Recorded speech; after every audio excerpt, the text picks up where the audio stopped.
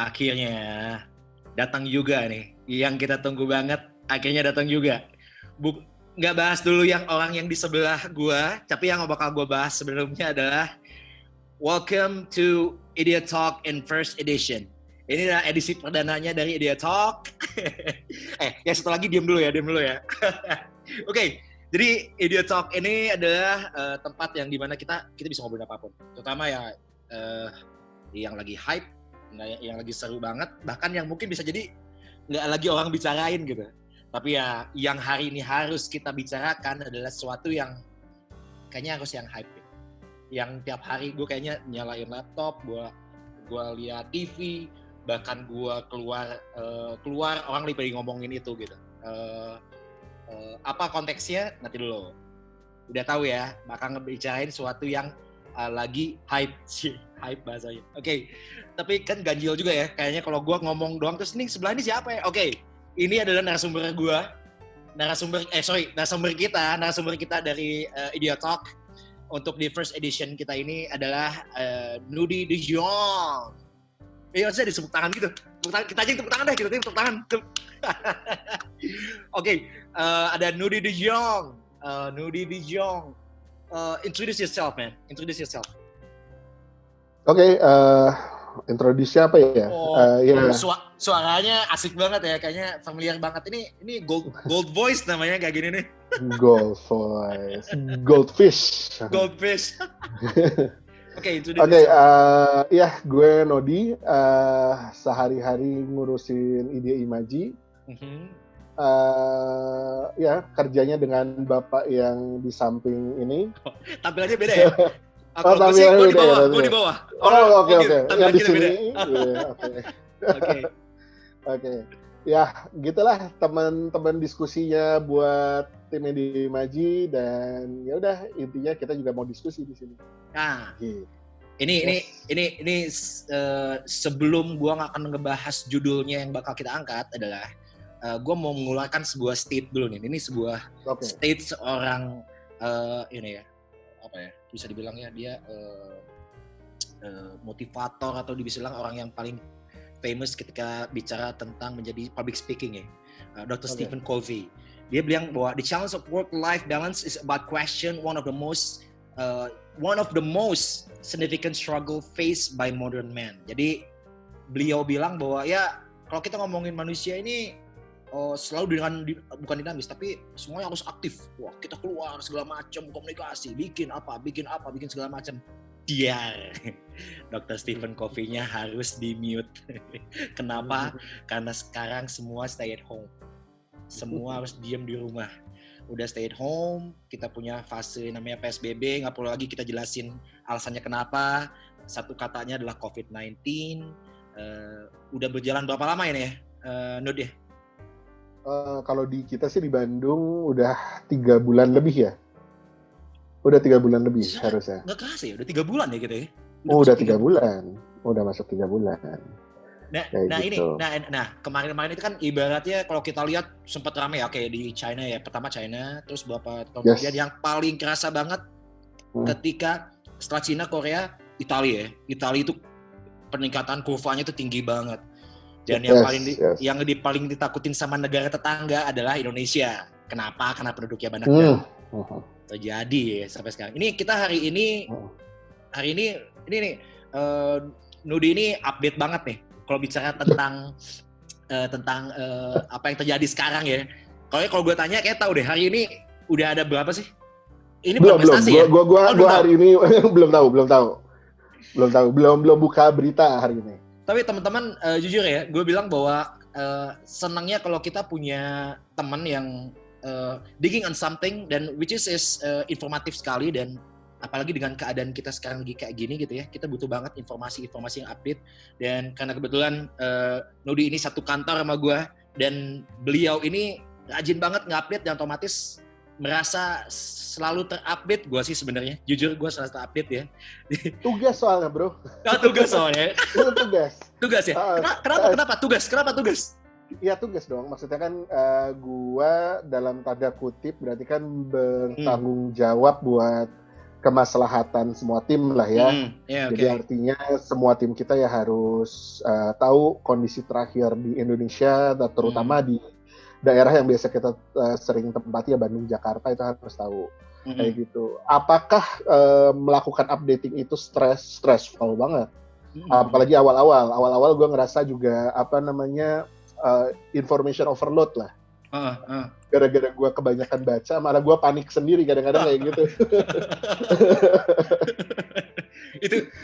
itu yang jadi kayak apa ya, kayak kok ini nggak berhenti tapi ya ujung-ujungnya tapi tetap ya kita harus gimana caranya, kita ujungnya harus tetap positif ya sebenarnya ya. Betul. Itu yang ujungnya harus penting banget ya. Nah, di Korea ini katanya peningkatan orang nonton TV lebih tinggi daripada orang lihat sosial media. Mungkin yang ceritanya tadi Nudi bilang tadi. Yes. Kalau Nudi mungkin ngopi-ngopiin semua masih bisa baca, mungkin ada beberapa orang yang udah mulai kayak denger, oh hoax, ini mah hoax segala macam gitu. Ya bukan cuma hoax saja sih, katakanlah kalaupun berita itu benar, kalau kita mengkonsumsi sesuatu yang selalu negatif lah ya, dalam konteks ini kan berita-berita tentang orang yang kena, berita tentang resiko, berita dan sebagainya, itu kan malah juga mengganggu kesehatan kita ya. Jadi ya sebisa mungkin memang kita juga harus bisa menakar gitu. Jadi kapan kita harus konsumsi, kapan kita memang udah stop. Dan mungkin ya di Korea karena kena lebih dulu dari kita, dan mereka juga, tapi sih alhamdulillah kan sekarang udah lebih, kurvanya lebih melandai ya, lebih cepat daripada kita. Ya mereka juga ngerasa ya udah enough is enough. Mereka mungkin juga udah mulai membatasi sosial media karena tadi information overload itu parah pisan bahayanya. Kayak gitu. Nah ini dia. Nah kalau bicara tentang tadi Korea udah kurvanya agak turun, dan ya kalau di beberapa negara bahkan udah, nah ini mungkin mereka kemarin kalau bahasa Indonesia kan di PSBB nyebutnya ya. Kalau mereka ya benar-benar udah karantin aja udah gitu. Nah kita punya beberapa kota yang PSBB banget, bahkan di daerah-daerah ada yang ketat banget dengan PSBB-nya. Nah sekarang udah naik ke level lain. Nah ini yang mau kita bicarain, new normal man. Nah Nudi ini sebagai yang lu banyak banget mendapatkan itu gitu, mendapatkan informasi sana sini, bahkan mungkin gue yakin lu banyak dapat juga PDF yang dalam bentuknya bahasa Rusia atau bahasa Cina, akhirnya lu translate juga nggak sampai gitu juga kali ya? Nggak sampai kayak gitu. Nah, lu ngeliatnya gimana sih new normal nih? Ini new normal. New normal itu kan ya banyak macam-macam ya, ada selebriti bilang kok normal, rasanya nggak normal lagi. Tapi new normal itu udah new normal untuk kita kembali lagi ke aktivitas yang semula, tapi belum 100%. Itu maksudnya kan? Atau ada pengertian lain menurut lo? Kalau secara, gue sempat nonton satu klip singkat gitu. Jadi kalau secara epidemiologi gitu ceritanya, new normal itu harusnya kalau kita ngomong ini ada kurva gitu ya. Misalnya normal lama kita adalah di titik 0, dan kemudian pada saat COVID itu kita mulai menanjak. Nah, COVID itu kan akan menurun. Berhubung kita belum punya vaksin, nggak mungkin lagi kita ke titik 0 lagi kan. Pasti pada saat kita sedikit melandai, itu mungkin kita akan ada di titik 1 atau titik 2 secara skala gitu. Nggak mungkin sampai ke 0 lagi. Nah, titik 1 atau 2 secara skala, selama vaksin itu belum ada, itu akan kelihatan lurus. Kayak gitu. Sampai waktu yang tidak terhingga sampai vaksin ditemukan. Nah, berhubung kita udah dari awalnya kita di normal sini, dan kemudian setelahnya kita di normal sini gitu ya. Nah, ini yang kita sebut new normal. Jadi ada jeda antara 0 sampai yang 1, yang setelahnya. Nah, itu kalau secara epidemiologi.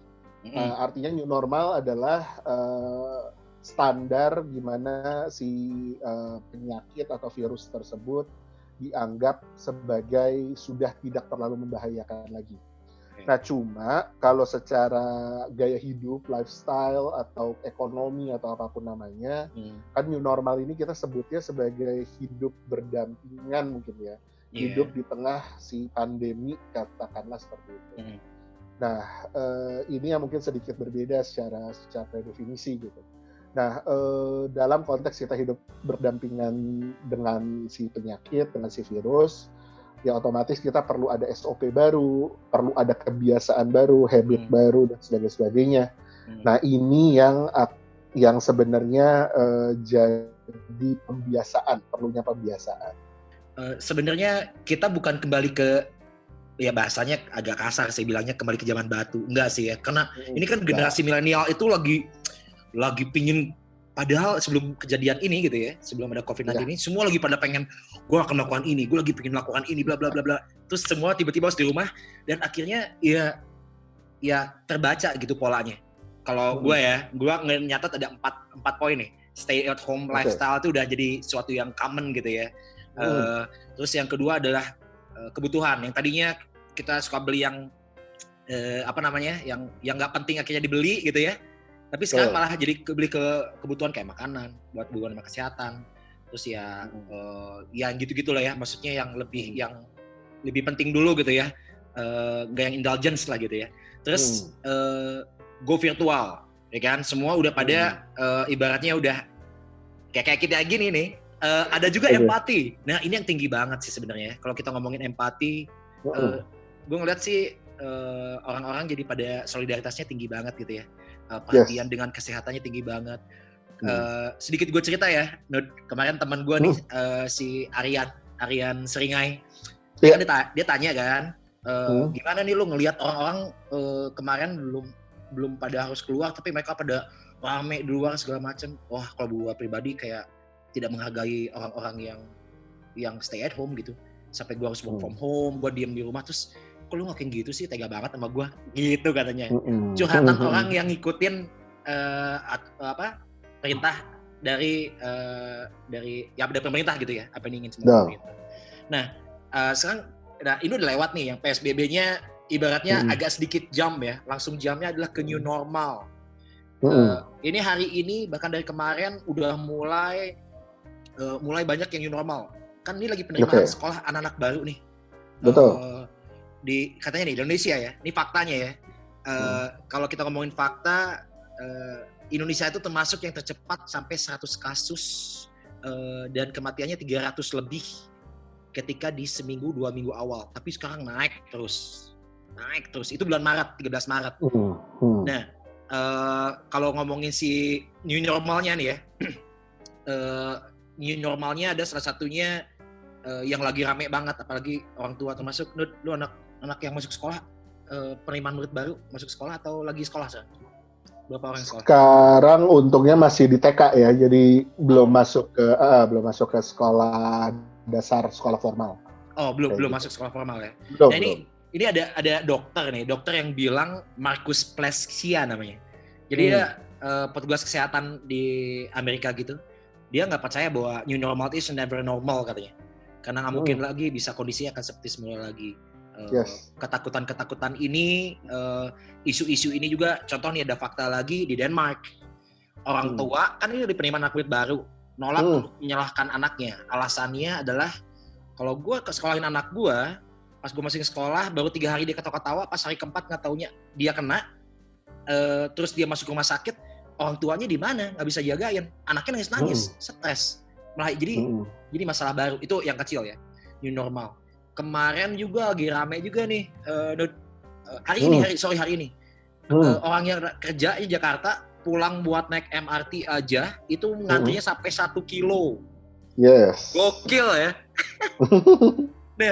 Nah ini yang pengen gue tanya lagi sih sebenarnya.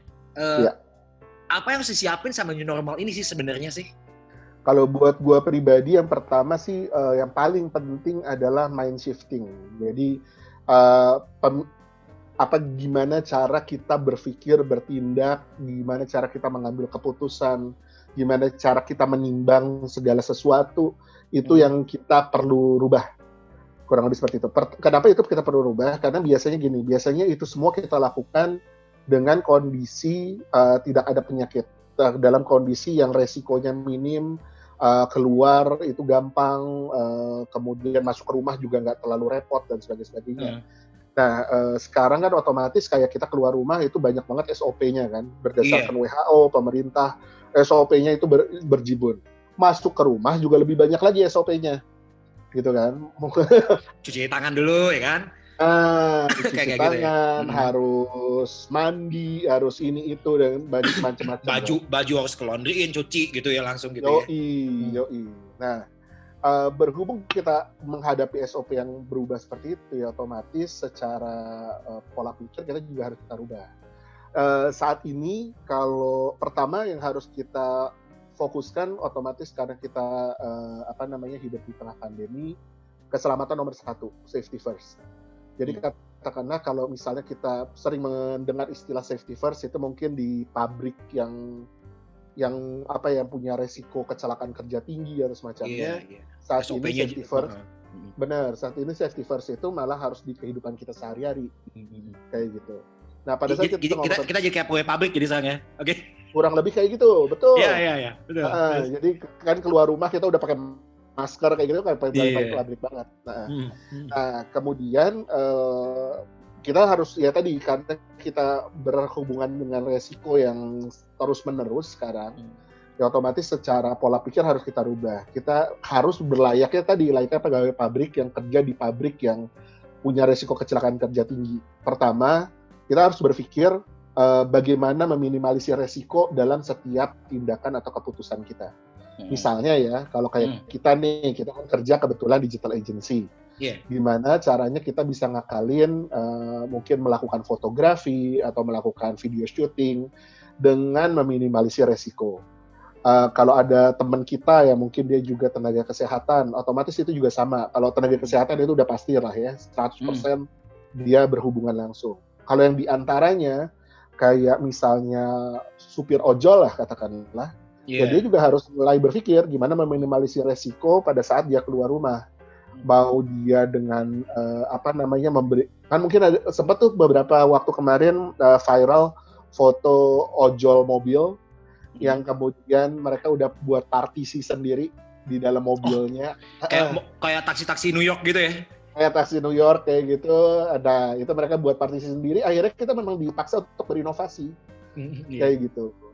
Karena intinya sekarang kalau dulu mah kita bertindak duluan, mungkin mikir belakangan. Kalau sekarang sebelum bertindak kita udah dipaksa mikir dulu. Iya. Tapi gini, mungkin karena tadi yang kita cerita ya, tadi sampai gue demen sih. Ada satu demen ya, bukan gue bilang dengan keadaan ini ya. Seems like everybody have to do creative thing, apapun gitu ya. Siapapun have to do kayak tadi ya. Ojol tadi mereka pakai cover belakang gitu kan dengan alasan keselamatan. Tapi apa yang dia buat itu kan kreatif ya. Gua gimana caranya ya supaya gue tetap bisa nyari duit tapi gue tetap aman gitu kan, mungkin gitu ya. Tapi yang tadi yang concern yang pertama tadi yang gue cerita tadi mengenai yang sampai 1 kilo gitu loh buat naik MRT untuk pulang. Jadi maksudnya ya pertama kan ya kita gimana caranya tetap awal tadi kita bilang positif gitu. Gimana cara tetap positif, not insane. Tapi ya kita bicara tentang new normal yang ada di depan kita, ya baik lagi semua ujungnya adalah akhirnya ke uang Nah, gue mau nanya sama lo gimana sih mempersiapkan new normal ini ketika orang-orang semakin khawatir sama keuangan nih? Gitu men. Oke. Gimana?